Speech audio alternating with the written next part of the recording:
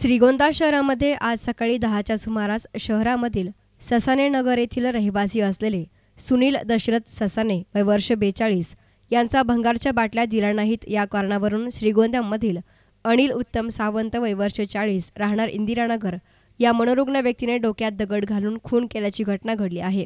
या घटनेमुळे शहरात एकच खळबळ उडाली आहे। दरम्यान आरोपीला पोलिसांनी ताब्यात घेतले। मयत सुनील ससाणे हे श्रीगोंदा शहरामध्ये भंगार गोळा करण्याचे व्यवसाय करून आपल्या कुटुंबाचा उदरनिर्वाह करत होते।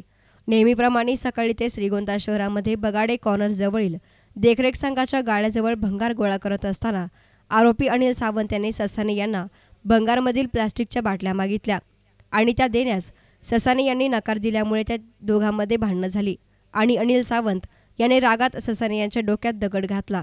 त्यात ससाणे हे जागेवरच मयत झाले। ससाणे यांचा खून केल्यानंतर आरोपी सावंत हा रस्त्याने मोठमोठ्याने ओरडत शिव्या देत आपण एकाला मारले असं ओरडत फिरत होता। तेव्हा त्याला पोलिसांनी तात्काळ अटक केली।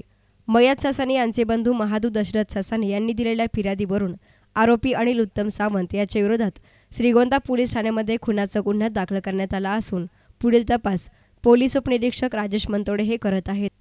श्रीगोंदा शहरामध्ये गेल्या काही दिवसांपासून भटकत फिरणाऱ्या मनोरुग्ण व्यक्तींची संख्या वाढली असून या व्यक्तींकडून चांगल्या लोकांना त्रास देण्याच्या घटना वाढत आहेत। दरम्यान या घटनेमुळे श्रीगोंदा शहरामध्ये फिरणाऱ्या वेड्या लोकांचा तात्काळ बंदोबस्त प्रशासनाने करण्याची मागणी नागरिकांनी केली आहे। या भटकत फिरणाऱ्या मनोरुग्ण व्यक्तींचा प्रश्न पुन्हा एकदा चव्हाट्यावर आला आहे। News reporter Sujit Gaikwad, S nine media, Shrigonda.